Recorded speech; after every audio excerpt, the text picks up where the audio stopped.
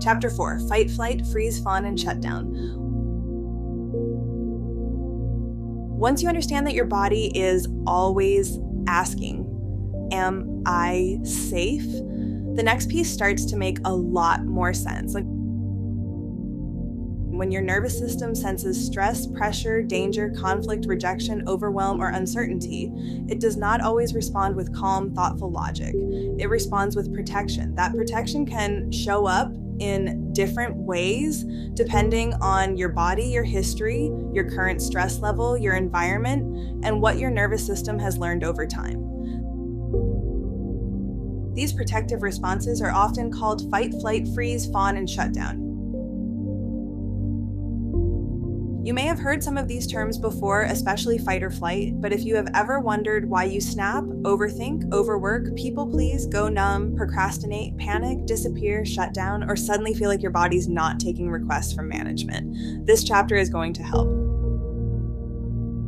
The goal is not to diagnose yourself or put yourself in a box. The goal is to begin noticing your patterns with more compassion, because once you can name what is happening, it becomes easier to support yourself through it. You cannot work with a pattern you are too busy blaming yourself for having. Let's start with fight. Fight is the response that shows up when your body wants to protect you by moving toward the threat. This can look like anger, defensiveness, irritation, control, arguing, snapping, interrupting, raising your voice, clenching your jaw, tightening your fists, or feeling like your whole body is ready to push back. Fight energy is not automatically bad. Anger is not automatically bad. Anger can be protective. It can tell you when a boundary has been crossed. It can help you speak up. It can help you recognize injustice, disrespect, pressure, or harm. The problem is not that fight energy exists. The problem is when your nervous system goes into fight mode so quickly or so intensely that you react before you can choose your response. For example, someone asks you a simple question, but your body hears criticism. Your chest gets hot, your tone sharpens, and before you know it, you are defending yourself like you are on trial. Or someone changes plans, and your nervous system reads it as disrespect, rejection, or loss of control. Suddenly, you are not just disappointed. You are activated. Your body is preparing to protect you, even if the situation does not require that level of defense. If fight is one of your common responses, you may often feel guilty afterward. You may think, why did I react like that? Or why did I get so mad over something small? But underneath that reaction, there is usually a body trying to create safety through control, defense, or protection. And the helpful question for fight energy is, what boundary, need, or fear is underneath this reaction?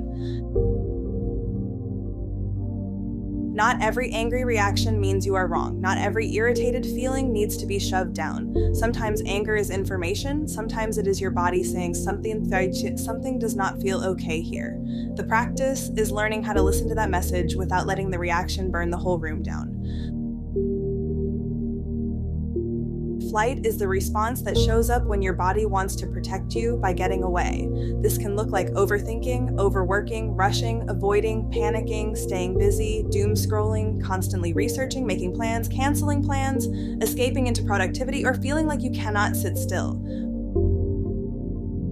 Flight energy often feels like urgency. Your mind may race. Your body may feel restless. You may feel like you need to do something immediately, even if you do not know what that something is. You may clean the whole house instead of feeling your feelings. You may create a new plan at midnight. You may make lists, check your phone, rehearse conversations, look for answers, or try to solve your entire life before breakfast. Flight mode can be sneaky because it often gets praised. Being busy, productive, prepared, independent, and on top of things can look impressive from the outside, but inside it may feel like your nervous system is sprinting with no finish line. If flight is one of your common responses, rest may feel uncomfortable. Slowing down may make you anxious. Quiet moments may feel like an invitation for every worry you have ever had to pull up a chair and start a meeting. You may think you are just being productive, but your body may be trying to outrun discomfort. A helpful question for flight energy is, what am I trying not to feel by staying in motion? This question is not meant to shame you. Sometimes staying busy helped you survive. Sometimes planning helped you feel safer. Sometimes doing everything yourself helped you avoid disappointment. But if your body's always running, it eventually needs a place to land. Freeze is the response that shows up when your body feels stuck. It is not fully fighting, and it is not fully running. It is more like your system hits pause. You may feel numb, foggy, heavy, confused, frozen, blank, disconnected, or unable to take action. You may stare at a task and feel like your brain has left the group chat. You may know what needs to be done, but your body will not move. Freeze is often misunderstood as laziness, procrastination, or lack of motivation. But freeze is not laziness. Freeze is a nervous system response. It can happen when something feels too much, too fast, too overwhelming, or too emotionally loaded. Your body may slow you down because it does not feel safe enough to act. For example, you may have a message to respond to, a bill to open, an appointment to make, or a conversation to have. It seems simple from the outside, but inside, your system may feel flooded. So instead of moving forward, you freeze, you avoid, you go blank. You tell yourself you will do it later. Then later comes and the shame arrives with a clipboard. If freeze is one of your common responses, you may need gentleness more than pressure. Yelling at yourself usually makes freeze worse. Your body does not need another threat, it needs a smaller step. A helpful question for freeze is, what is the tiniest next step that would feel possible? Not impressive, not perfect, not the full plan, just possible.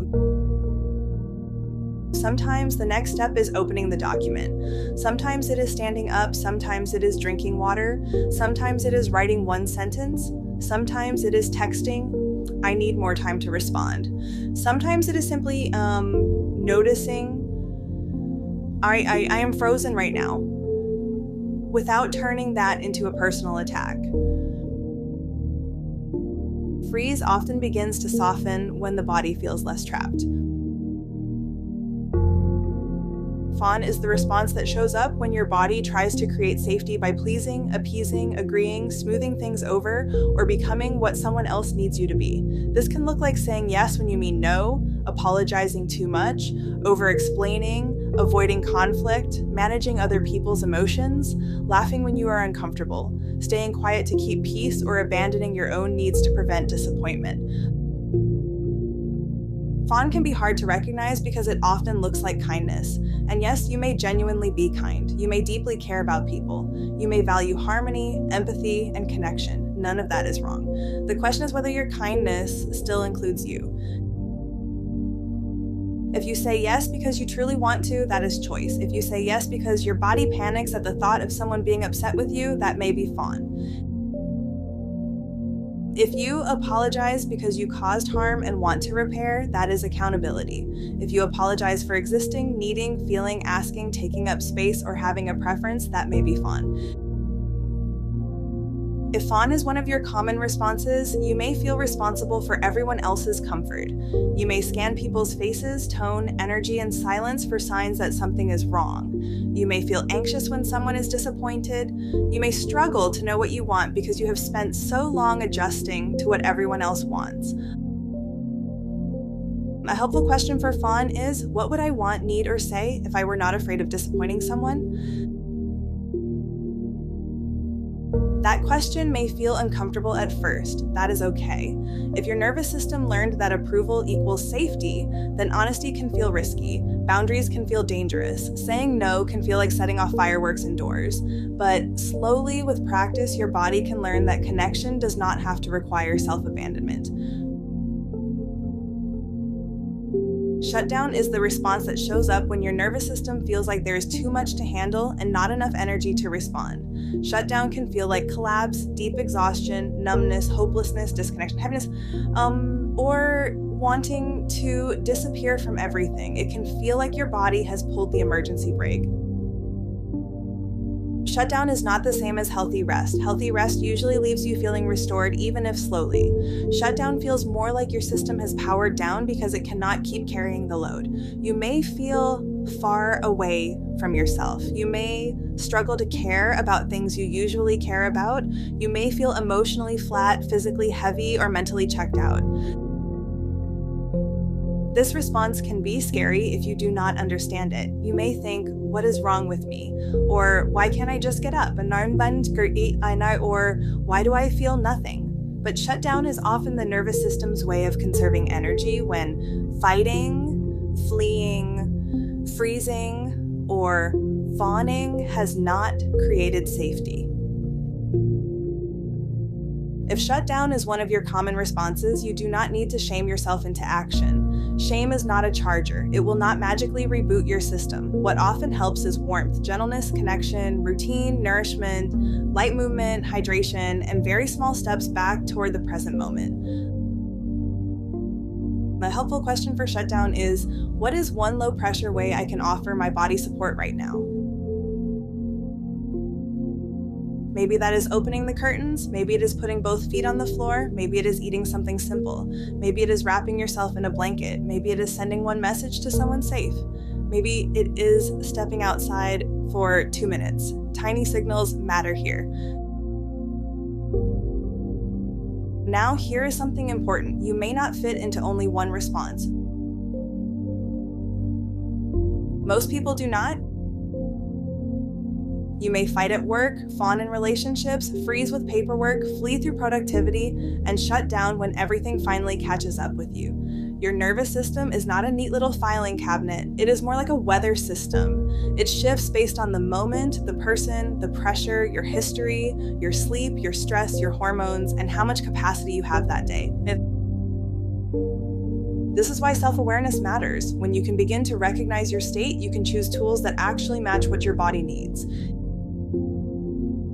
If you are in fight mode, sitting perfectly still and trying to meditate may make you feel more agitated. Your body may need a safe way to move energy, like wall pushes, shaking, walking, or unclenching your jaw. If you are in flight mode, your body may need grounding, longer exhales, a slower pace, or a limit on stimulation. If you are in freeze mode, your body may need tiny movement. Your body needs warmth, orienting, or toe wiggles, or one small doable action.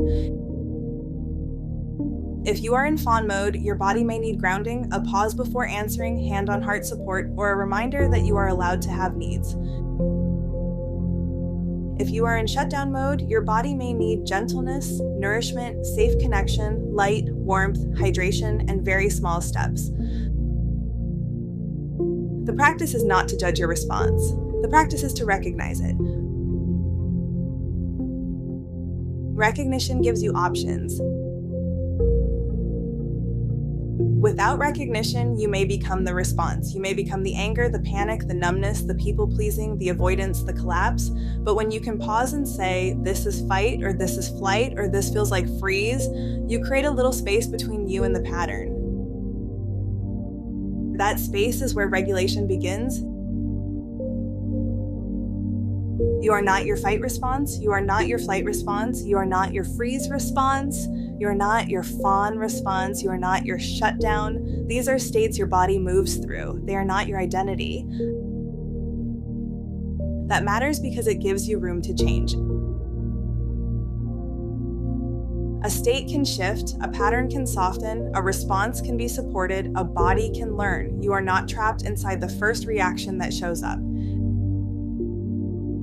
As we move through this book, you will learn tools for each of these states. You will learn how to calm anxiety, support burnout, move stress through the body, ground yourself when you feel overwhelmed, and create safety signals your nervous system can begin to recognize. But for now, the most important step is simply learning to notice your patterns without turning them into proof that something is wrong with you. So the next time your body reacts, try not to jump straight into shame. Try asking, what state might I be in right now? Am I fighting because I feel cornered? Am I fleeing because I feel overwhelmed? Am I freezing because something feels too big? Am I fawning because I am afraid of disappointing someone? Am I shutting down because my body has carried too much for too long? These questions are not excuses. They are entry points. They help you meet your body with curiosity instead of criticism. And curiosity is much more useful than shame when you are trying to heal. Your body has reasons for the way it protects you. You do not have to love every response. You do not have to keep every pattern. You do not have to let your nervous system run the whole show forever. But before you can change your relationship with your body, you need to understand the language it has been speaking. Fight says, I need protection. Flight says, I need escape. Freeze says, this feels too much. Fawn says, I need connection to feel safe. Shutdown says, I have no more energy to keep going like this. Underneath all of them is the same deeper request. Help me feel safe. That is the work.